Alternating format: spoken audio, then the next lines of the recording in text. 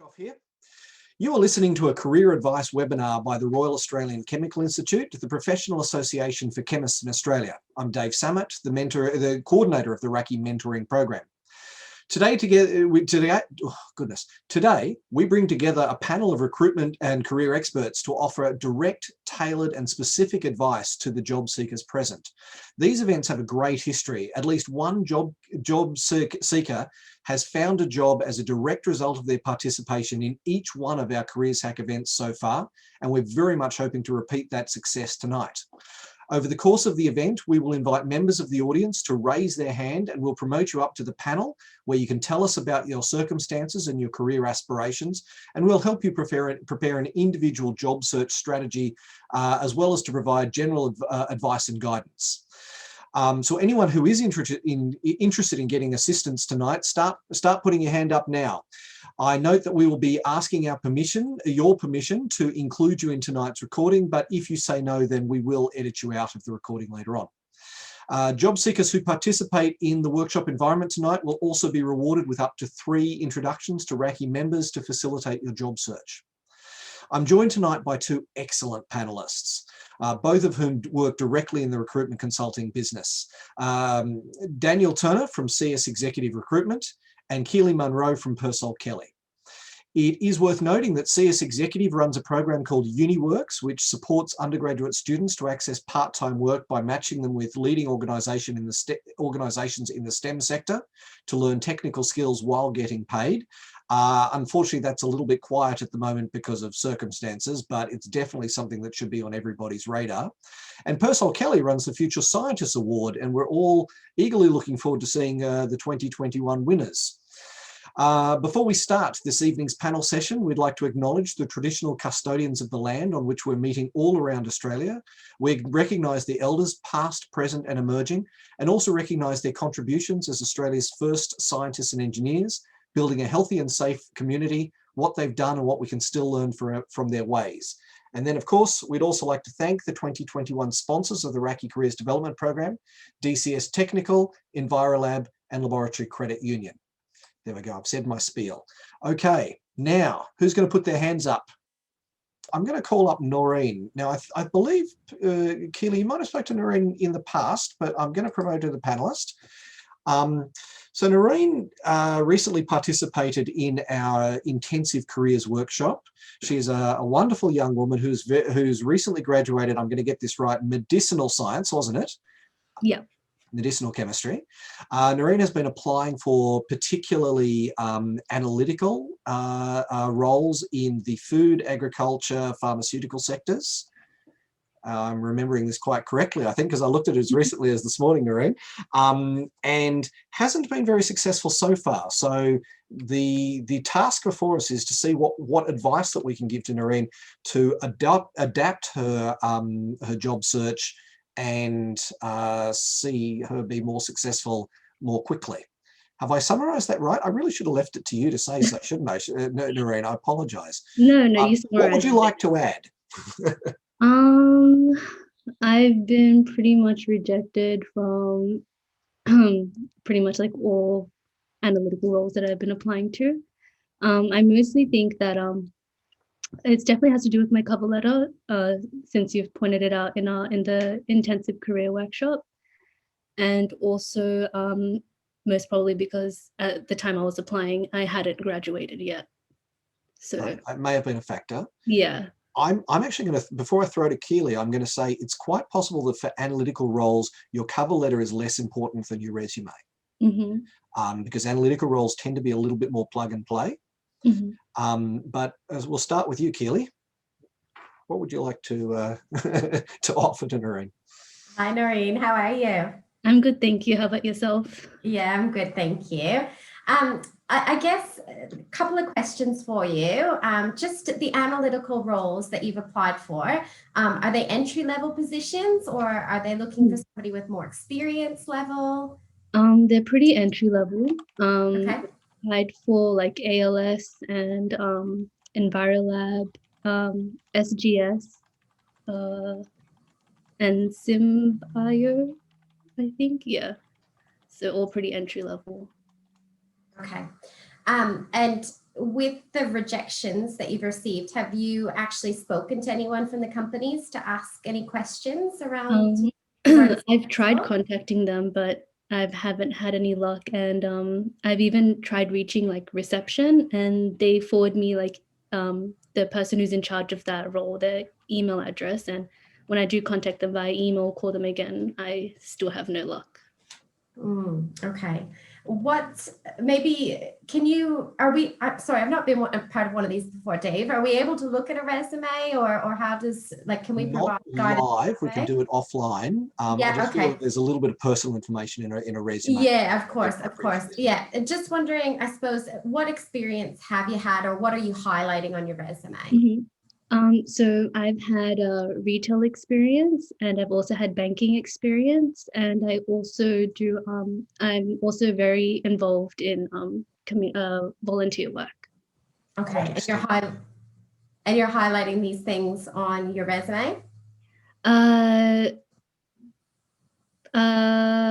Well, I don't know if I'm highlighting my volunteer work really, because I have a summary at the top. It's mostly highlighting my retail and banking experience, but I don't think my summary is written well enough where it's catching anyone's attention. So with an analytical position, they're going to be looking for particular keywords, you know, some type of instrumentation, those types of things. And the thing that you need to remember is a lot of times the recruitment teams of these big companies, those individuals may not have a background in science. So they may not understand that, you know, if you studied medicinal chemistry, that you would have some of those skill sets. So I guess my advice would be to maybe talk through your education piece, almost like it was a job itself, and maybe some points around, you know, what laboratory techniques that you gained during your studies, because without those things, you don't have anything to show that you're relevant to some of those larger recruitment teams. Okay. Just quickly, Noreen, may I quickly send your resume to Keely and Daniel? Yeah, of course. Okay, I'm just flicking it across to you both now. Great, thanks. But have you done maybe a research project, Noreen? Have you done an honours or any research projects as part of your studies? No, not really. I just did a bachelor's degree. I didn't do an honours project, so okay. I can't really like I've put in my under education. I've put in under my degree what I've done. So I put in that like general laboratory housekeeping and being able to handle hazardous materials and keeping records and the techniques that I've learned, but there are a lot of abbreviations, so I guess I need to fix that. No, usually, so the hiring manager, if they said to the recruitment team that they wanted somebody with GCMS experience, they're unlikely to actually write out gas chromatography, mass spectrometry. Like they're more likely to actually use those acronyms. So that shouldn't be the issue, but your resume is just going to come through. I'm just going to have a quick peek at it here. Are you looking at it as well, Daniel? Or okay, well, while you two quickly look, I will make the point. I've heard along the way that with the online/electronic application systems that the analytical companies use, Symbio, ALS, etc., one of the questions you have to do is, do you have to nominate your preferred salary? And if you nominate a figure that is too high, it can actually, which you might do in ignorance, just not knowing what the market is, then it can actually mean that you don't get selected for jobs because they just filter out the high numbers. You know, if you want more than they're offering, then they just filter them out. And I did have a candidate for one of those companies who was able to be successful simply by changing that number. And he said to me at the time, I had no idea what I was supposed to put in, so I just put in a number. I didn't know. That's good advice. Yeah, definitely. I think there's salary expectations are hard. I think I'm hearing from a lot of recent graduates that their expectations are really high, and I don't know where they're getting this information around, you know, that they should be earning $70,000 outside of university, because ultimately that's not a reality. You'd be very lucky if you were to secure a $70,000 entry-level position. So the lower you can set that banding, it's always something you can discuss and negotiate during the whole process. But certainly when it's, you're not in front of somebody and you have to choose a number, definitely choose lower, and you can always talk about it later. Good advice, Dave. All right. So, Daniel, your thoughts? You've had a chance to take a quick look at the resume. You're a professional. You never give it more than 30 seconds anyway. So, No, I do. Do you now? Well, that's interesting. I remind people that most hiring managers won't read it though. So that my first observation, just as a personal sort of observation, is there's a lot of information on that first page. And the relevance of that information to the role is key. Page one has to be relevance to the role. So from my perspective, talking to very busy hiring managers, if you're lucky, it'll get seen by a hiring manager.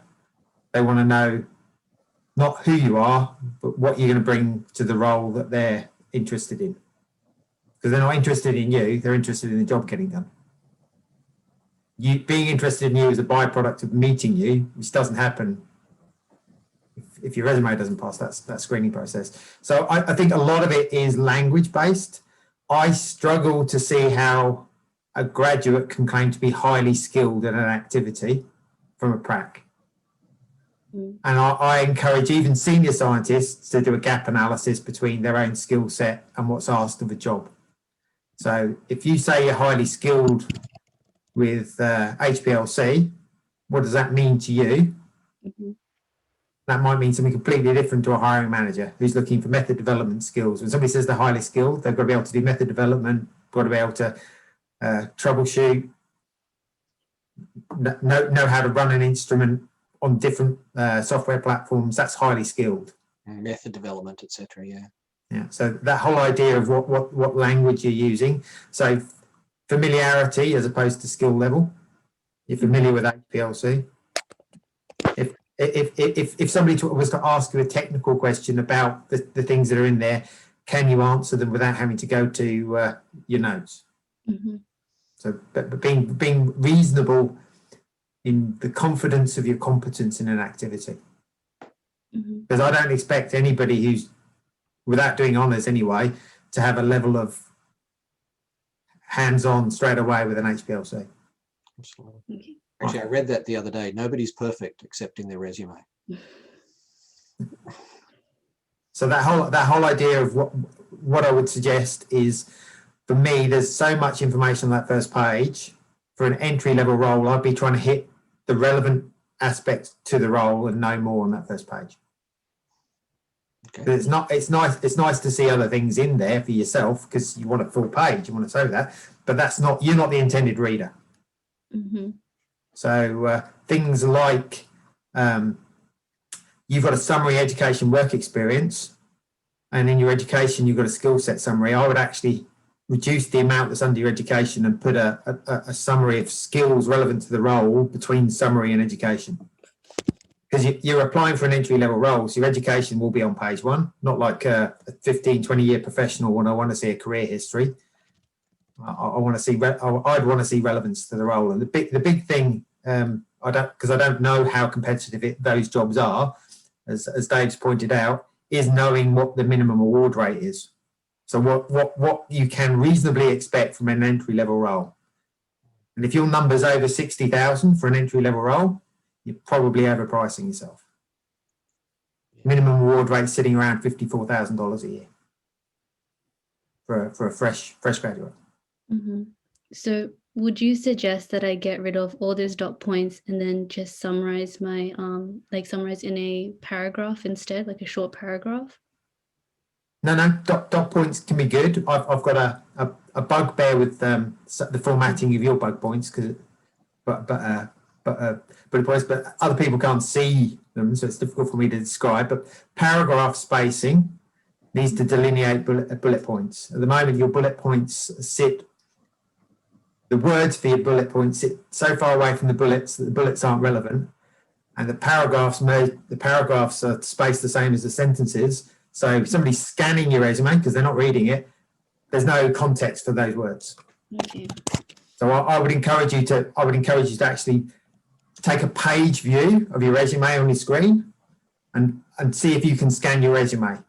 That's hard to do if you're the person the resume is about, but you want to try and be in the mindset of the reader. Okay.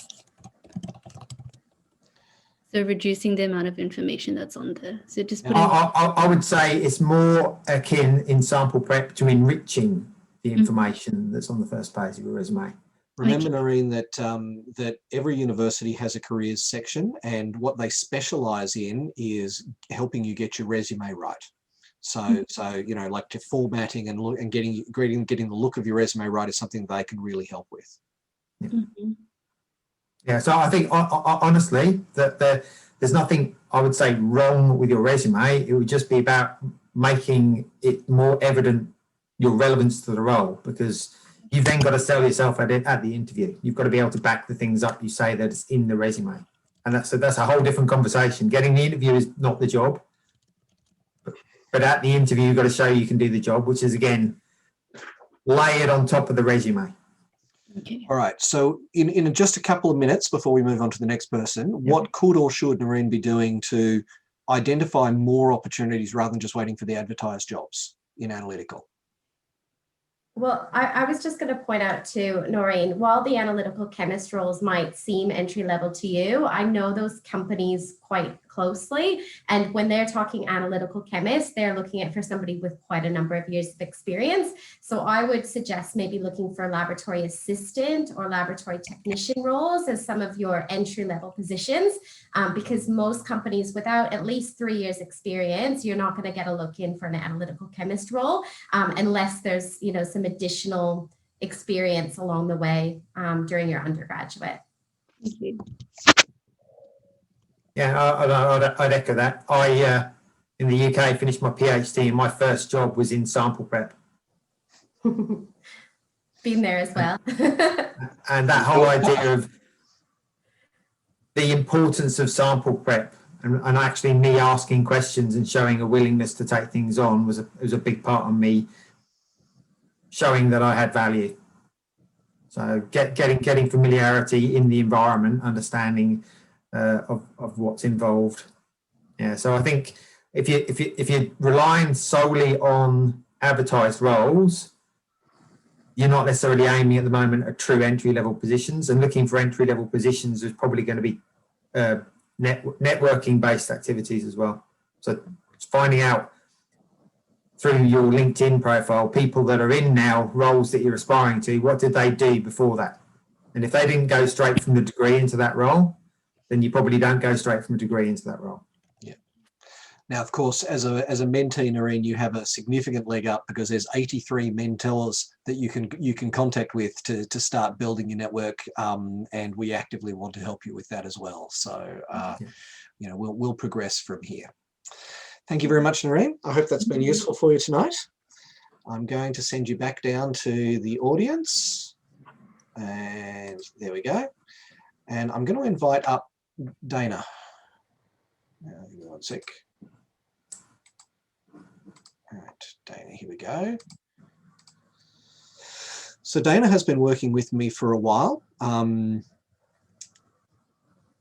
She has a particular interest. Your undergraduate degree was in a more bio side of things, wasn't it? Yeah, biotech. Biotech, and you've shown a particular interest in more being outside the lab in the technical writing field. We got you some experience at a job, and that's been going very well, but that has finished now. Contract has finished now, hasn't it? Yeah, so it's just an 8-week interning position, and now I'm just kind of doing more ad hoc things for them. So I've been looking for work since September 2019. And it's been hard to say the least. And I think I kind of leaned more towards the writing side because I just wasn't getting anywhere with the lab side. But at this point, I'll kind of take any experience as good experience. So yeah, I'm pretty lost. I've had multiple people look at my resume. I've had some really fantastic introductions from Dave with other people in industry. I've paid someone to rewrite my resume. So yeah, I think I've done everything right, and I'm just not getting anywhere.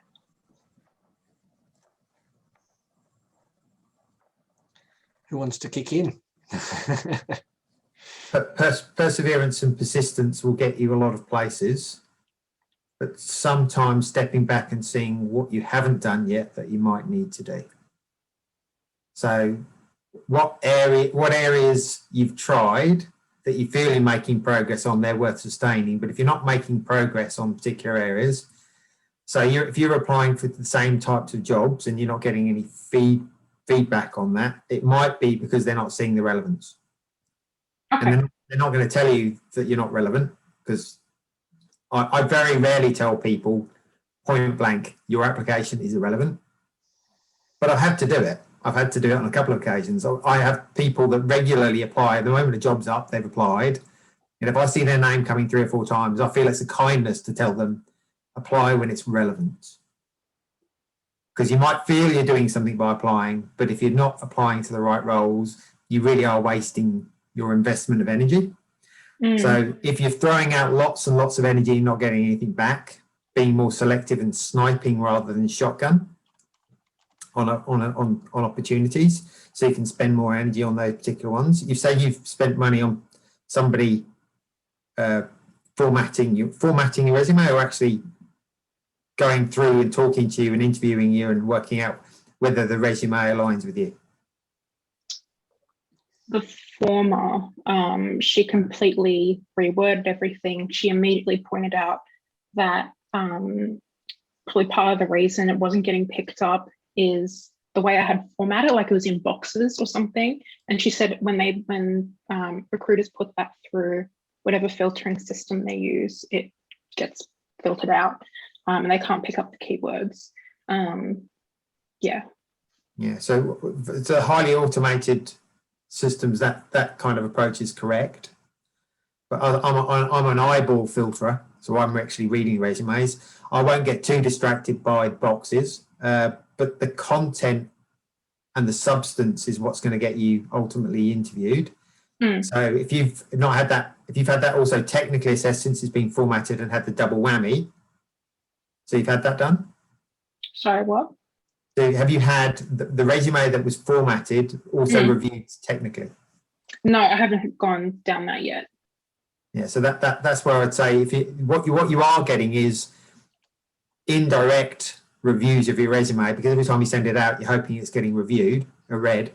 And if you're not getting feedback, that is feedback. Okay.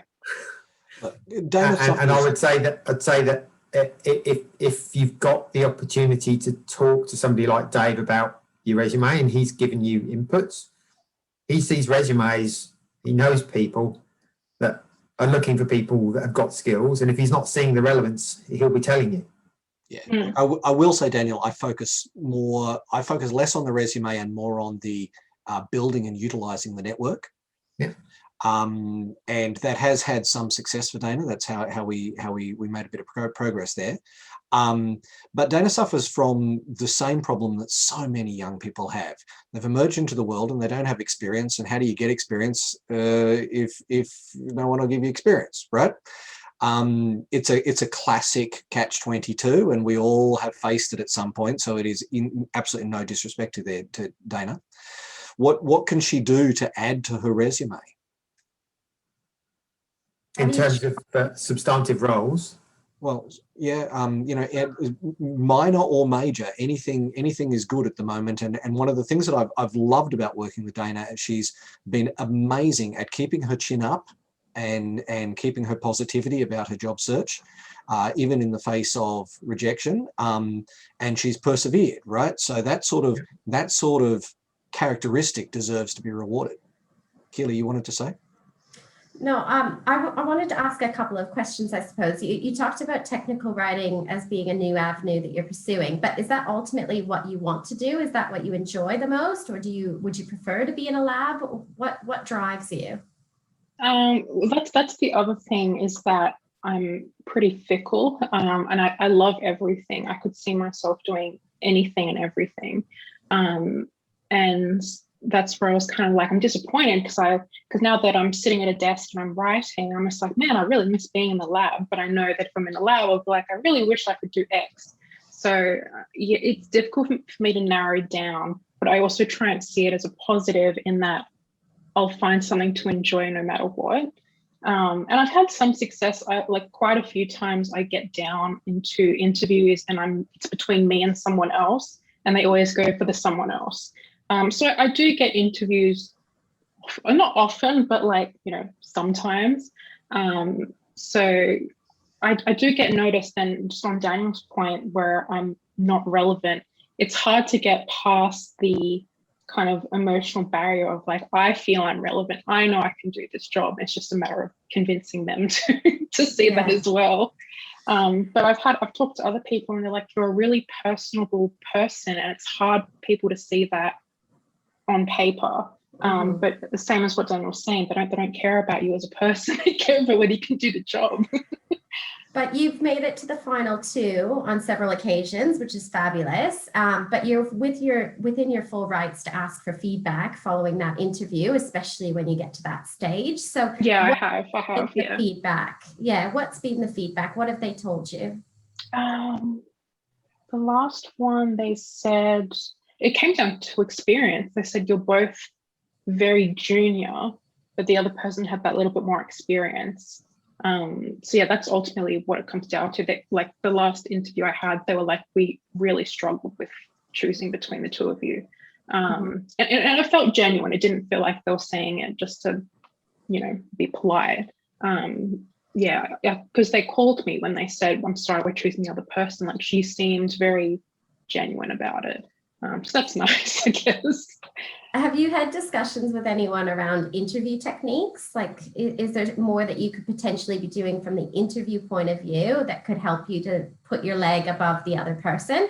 Because I think, when you get down to relatively unskilled, if you know you don't have the lab skills, you need to stand out in another way in that interview setting. And it may not be some of the classic things that you would talk about in the interview. You might just need to go that extra step further just to shine on your personality and that personable aspect.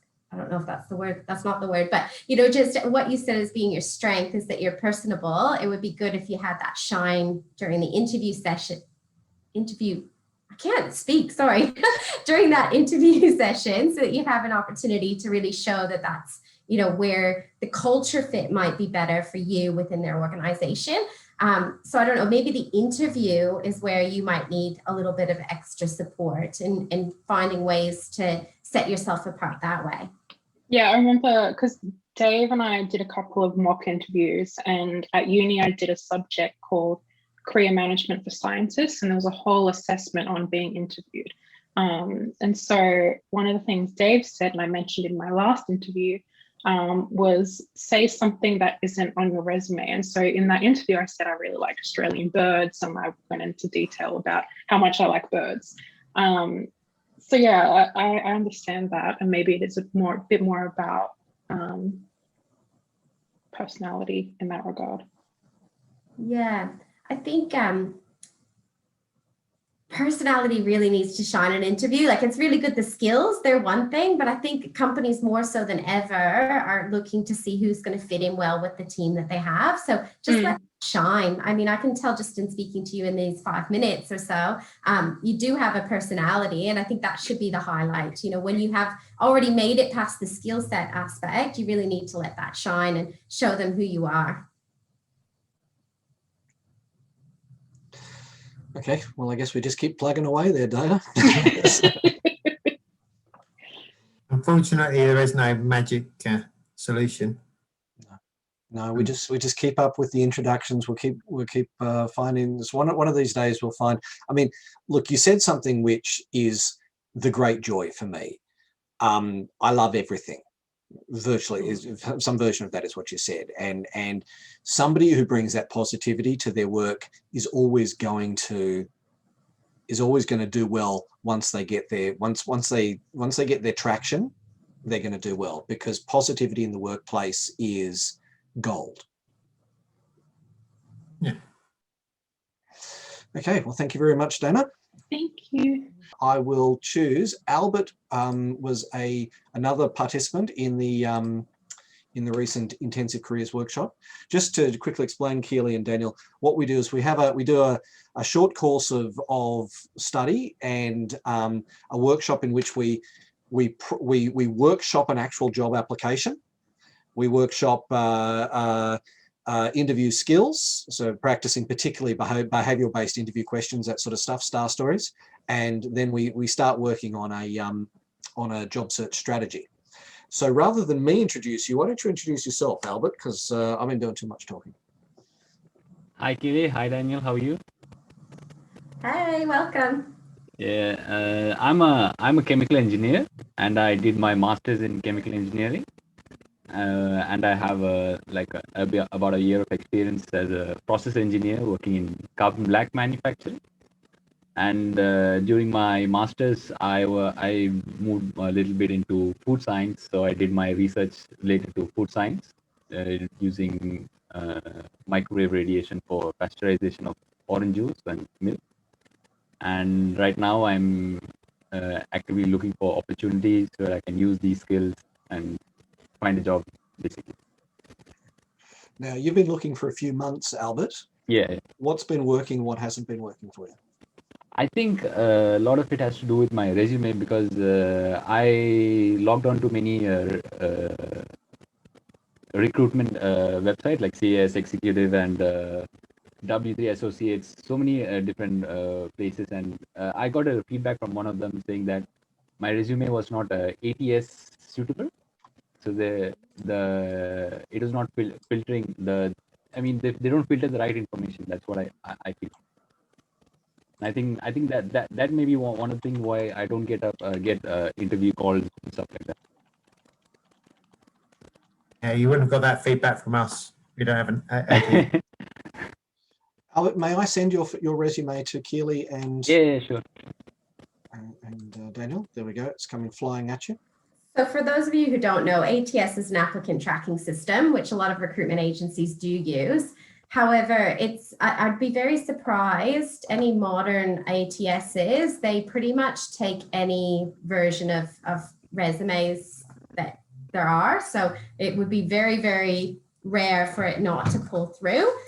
So I'm just interested to have a look there. But that used to be an issue that used to come up years and years ago in the recruitment industry, is that the applicant tracking system couldn't tell, different formats of resumes and so on, but it's not generally an issue that comes up these days.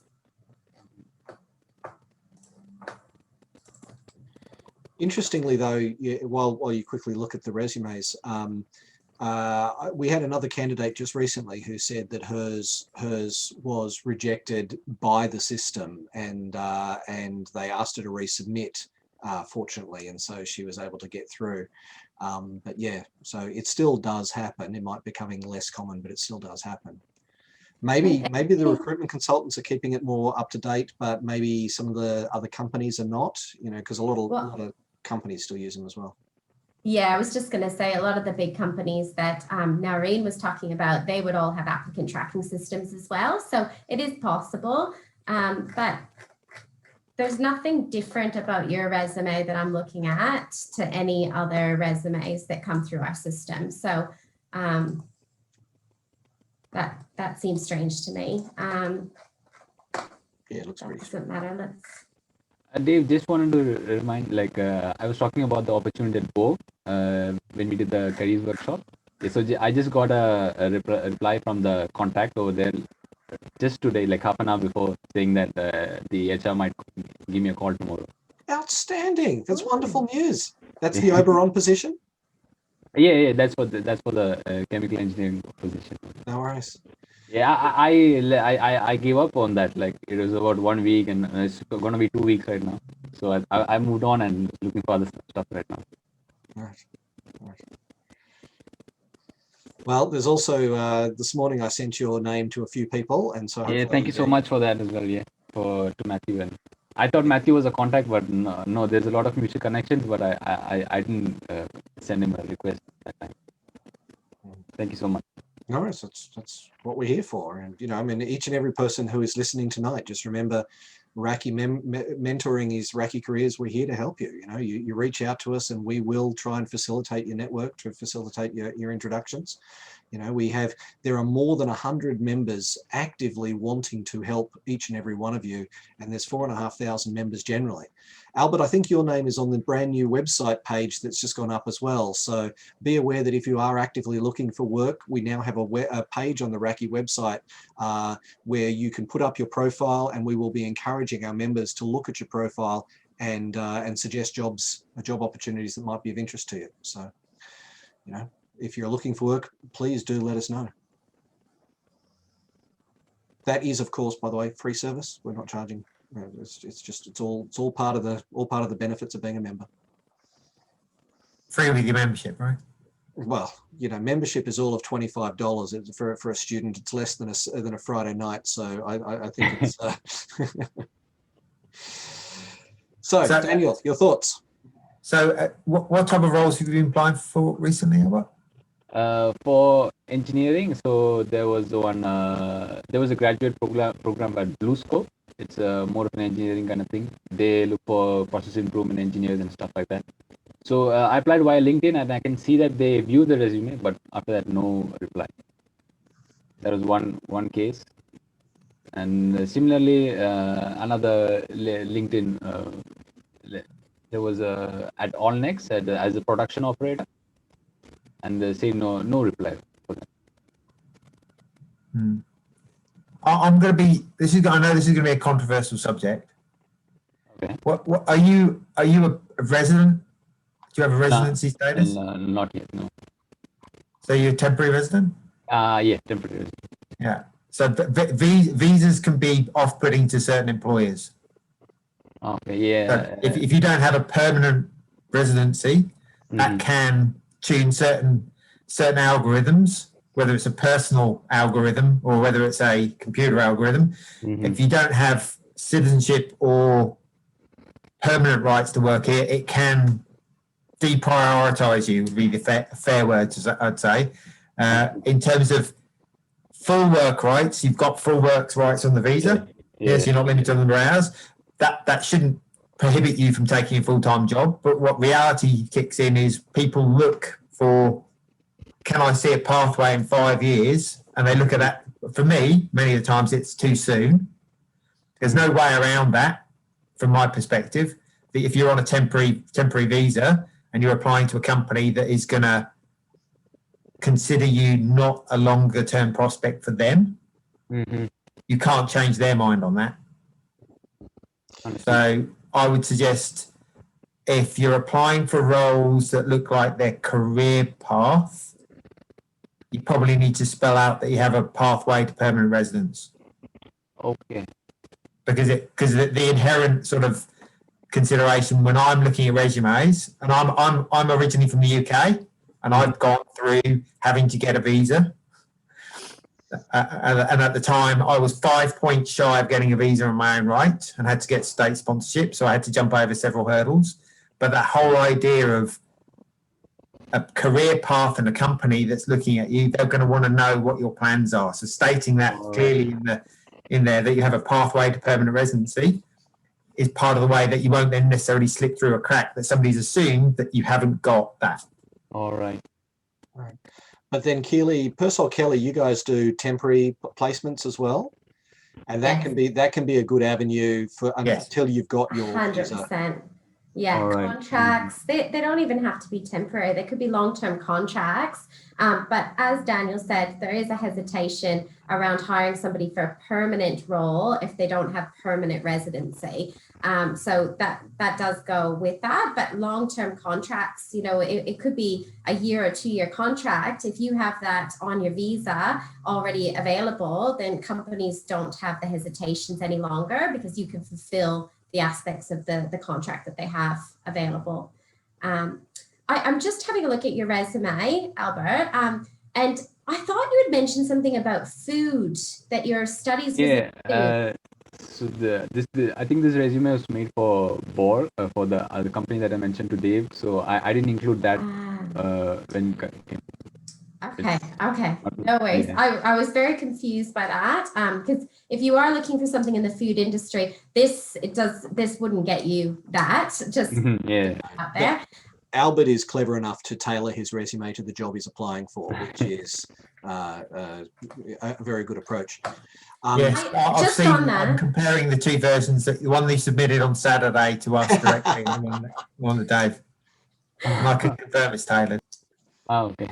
One thing I would suggest to you, Albert, is when you're applying to a recruitment agency, don't use the tailored version of your resume, because we are not just looking for one role. We're looking for, you know, sometimes we've got multiple consultants working across lots of different opportunities, and your food aspect, if we were doing a keyword search in our system, your food, you would have been overlooked for an opportunity like that. So if you are interested in food at all, definitely have a one-size-fits-all resume that maybe you submit to a recruitment agency, just so that you can be considered for other roles than that one job that you're applying for.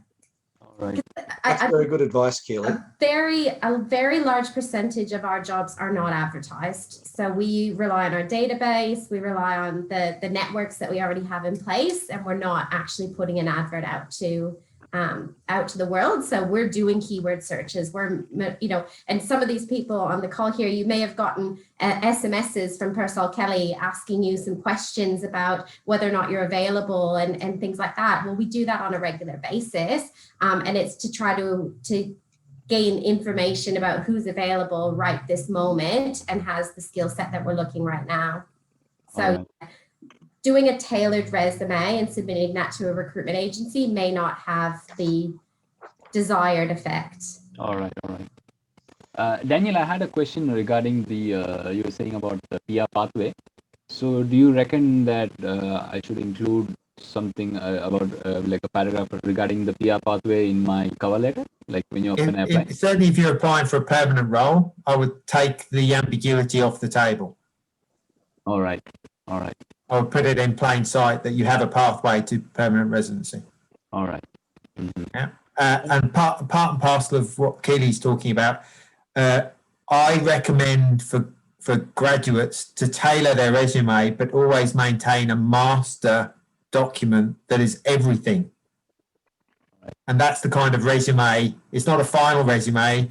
And we have lots of people that submit a tailored resume for us. They're not suitable. And I ask them, can I have your general format resume? We don't do particularly short-term contracts. I think the minimum we'll look at is 3 months in terms of reasonable fit for our business. But that whole idea of, if you haven't put it in the version you've got, you can get overlooked. You want to put the thing in the general consensus, and then Keely and I might be putting you forward for a role and say, we want the resume to be tailored for this role. And either, depending on how Keely approaches it, I know that I tailor a resume and send it to the candidate saying, this is the version I'm sending to our client. All right. For both of you, I happen to know that Albert is highly mobile in the sense that he would go quite widely for a job. Is that something that you would be putting front and center as well? Yes. The only obviously limitation on that is not Albert's personal circumstances, but state restrictions on travel. Oh, yeah. But you're still, even with state restrictions, you're allowed to move state to take up a job. So. Yeah, but you're gonna struggle to get into Victoria from New South Wales at the moment. Without having to spend 2 weeks in some form of isolation. What's 2 weeks between friends? Yeah, well, if it's a longer term prospect, if it's not a. Yeah. It's less likely in new graduates for that opportunity to exist, though, Dave. Just to put that out there. True that. Usually, if it's an entry-level position, there's going to be somebody within the state that has the limited experience already to fulfill the job. So most companies aren't going to look at somebody outside of the state. That changes as you become very specialized or have a skill set that you can't find in a particular state, and that's when the willingness to relocate does work. I just relocated a recent graduate from Queensland to Western Australia, but what was different about that situation was that the honours research was very specialised in what my client here does. So it was something that was worthwhile for them to bring in a relatively new graduate, but that wouldn't happen all that often. Yeah. But I will say to you, I see you as being one step above the ladder from a recent graduate, because yes, you've relatively recently graduated from your masters, but you do have 2 years of experience in India, so that does count in your favour. So, okay, well, thank you very much, Albert. Thank you. We'll see if we can fit one more in for tonight. All right. Thank you. Thanks, everyone. All right. Go. And last but not least, we've had two. I'll Rajko, if you're up for it, I'm going to invite you up. So how are you doing today, Rajko?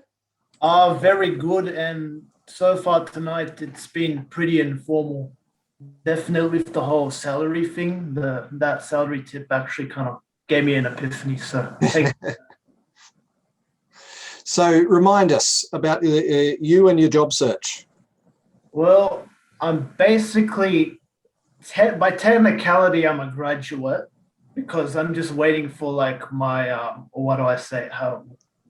The certificate. The certificate. I'm waiting for that, and I'm just so far just currently looking for jobs. So searching stuff on like LinkedIn, on Seek as well, and like even just asking like my network and stuff, and just overall just trying to find any position, anything like relevant to chemistry. So that's me right now. All right. So what have you been applying for, and how's it going? Well, recently I had an online interview yesterday, and that was with Ornex. So this is the company that Albert was talking about just previously. Actually, they actually gave me an interview, and I think it went pretty well. But they said next week or the next week that they'll give me like a call for a second interview. But I think it went well, but you never know. They did say they liked me, and like I was pretty clear with what I said. Like they just might be saying that. Who knows? But other than that, I'm not stopping. I'm just trying to constantly look for anything because a person in my position. Right. You've got two great recruitment consultants here who can help you, but you have to tell them a little bit about what you're looking for. You have to be a little bit more specific.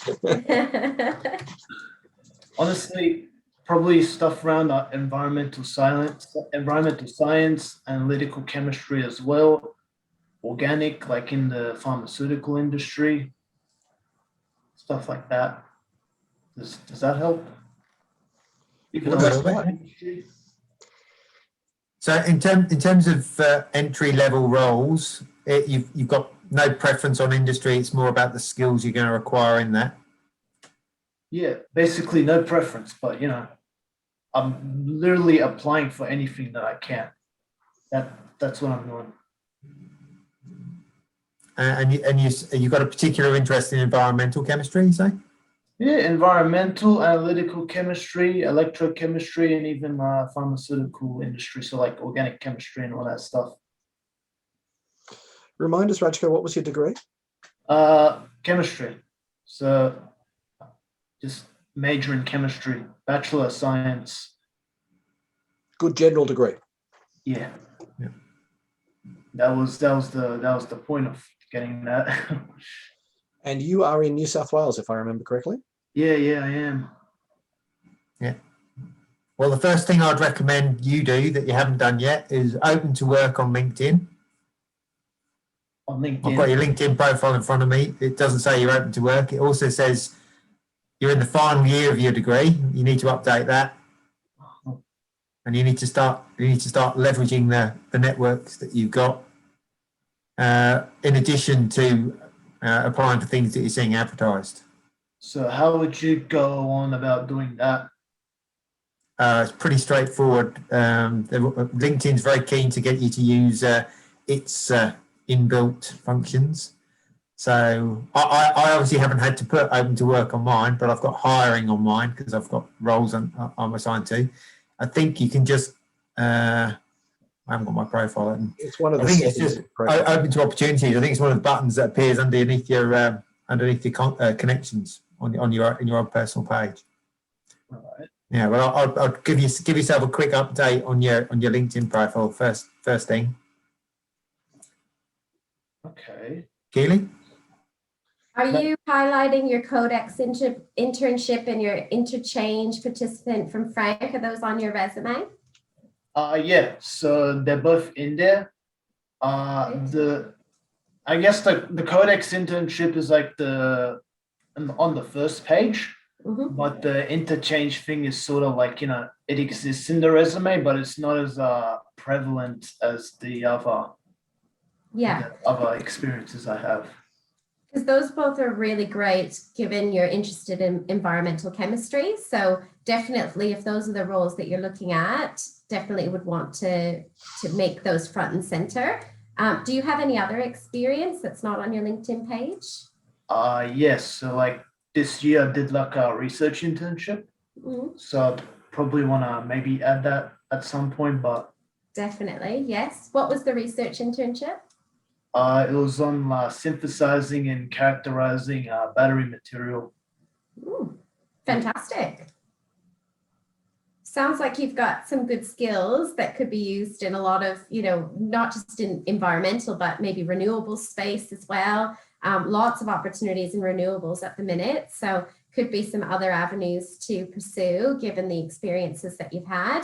I think, with one of the things that we haven't really touched on today, I think Dave started to ask a question about it much earlier on with one of the other participants, but it was more around, what can you be doing outside of the jobs that are advertised? And I think it is, for new graduates, sometimes rather than letting the jobs come to you when you're going to be fighting for positions amongst lots of other applicants, when you do have a skill set, like what you've mentioned there, Rajko, especially around the batteries research. If you identify some battery research companies in New South Wales, if you contact them directly, advising them of that experience that you've had, you've got a much better opportunity that when a job doesn't open up, they're going to look at you first and foremost before even going out and advertising the role.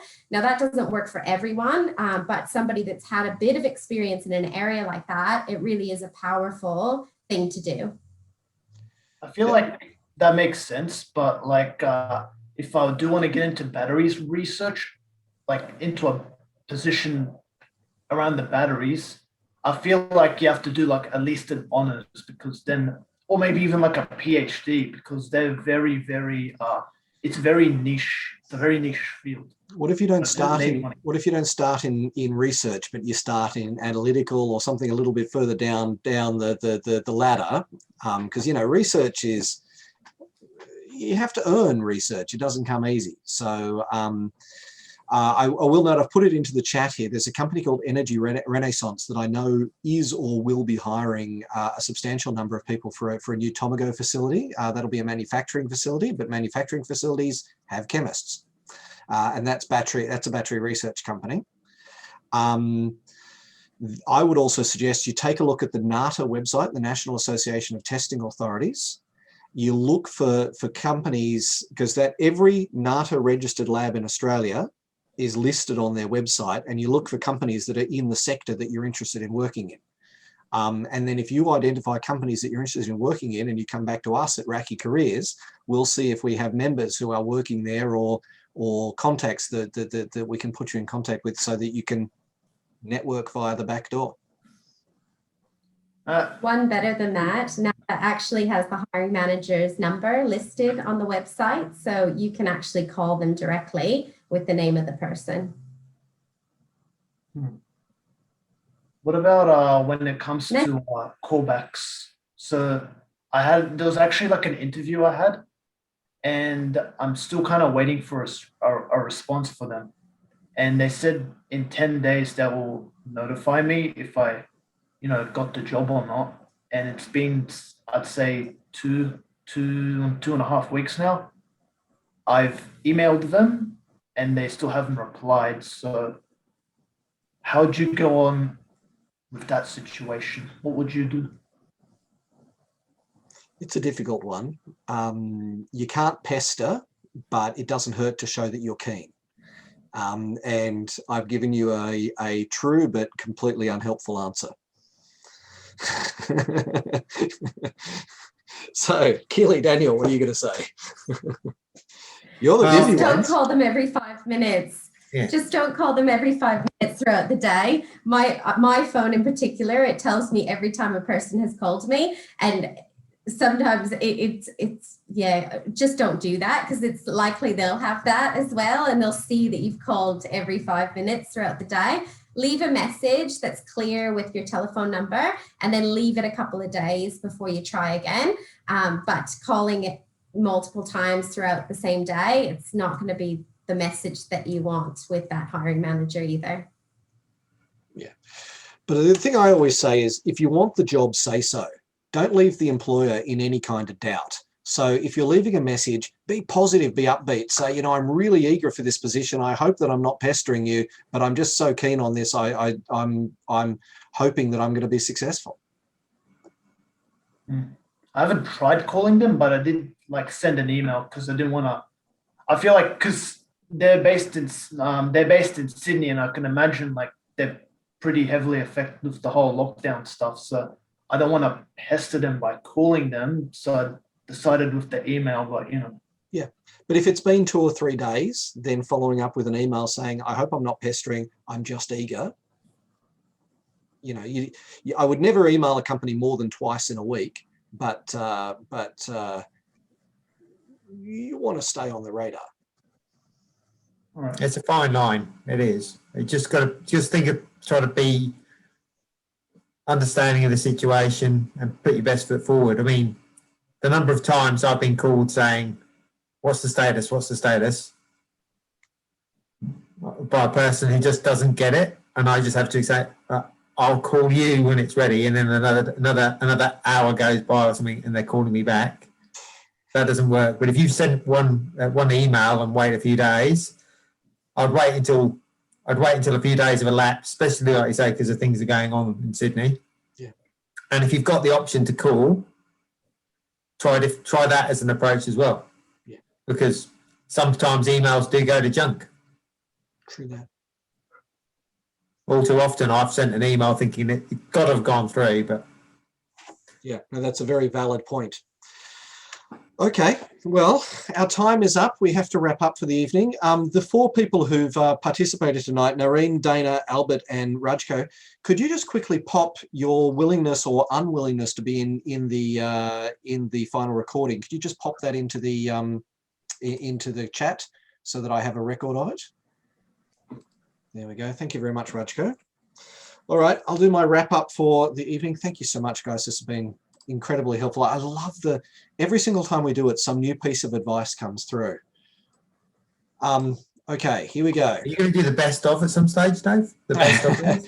Do you know what I'm actually planning to do is to start taking little snippets and posting them to LinkedIn. You know, here is the intelligent thing that Daniel said, and making like a 10 or 30-second snippet that'll go onto LinkedIn to try and you know, give you more kudos for the effort that you've put in, is what I'm trying to say. So, but the problem is that finding and editing those 30-second clips is a laborious process, and I only have so many hours in the day. So, okay, here we go. Tonight has been another event as part of the RACI Careers Development Program. Through webinars, networking events, mentoring, lectures and workshops, the RACI Career Development Program aims to help graduating students and early career scientists get the best possible start in their careers. Our upcoming careers events include, next week we're doing just a small meeting for the mentoring program to catch up with each other, see how everyone is going, see what help everyone needs. We did one of these back in March. It was actually incredibly popular, went really well, so I'm looking forward to it. But 2 weeks from tonight is the flagship event for the year, the one that I am so excited about, celebrating diversity success in STEM, and we have the most stellar panel of presenters. Dr. Kathy Foley, the National Chief Scientist, Dr. Kelvin Kong, Australia's first Indigenous surgeon, and Professor Francis Saparovic, who is one of Australia's most awarded chemists. guests. So it's going to be an amazing panel session. I'm really excited about that one. And then as a slight anticlimax, the following Thursday, the 29th, we're doing an event called Research Careers Outside Academia. We get asked a lot, actually particularly from young women, saying, I'm really interested in a research career, but I don't want to work at a university. So we're doing a special event. Where are the jobs and how do you get them? So thank you very much, everybody, for attending tonight, and particularly thank you to Keely and Daniel for your support. And of course, thanks to our sponsors, DCS Technical, Envirolab, and Laboratory Credit Union. Have a great one, everybody. Thanks so much. Thanks, Dave. Thanks, Keely. Thank you. Bye, guys.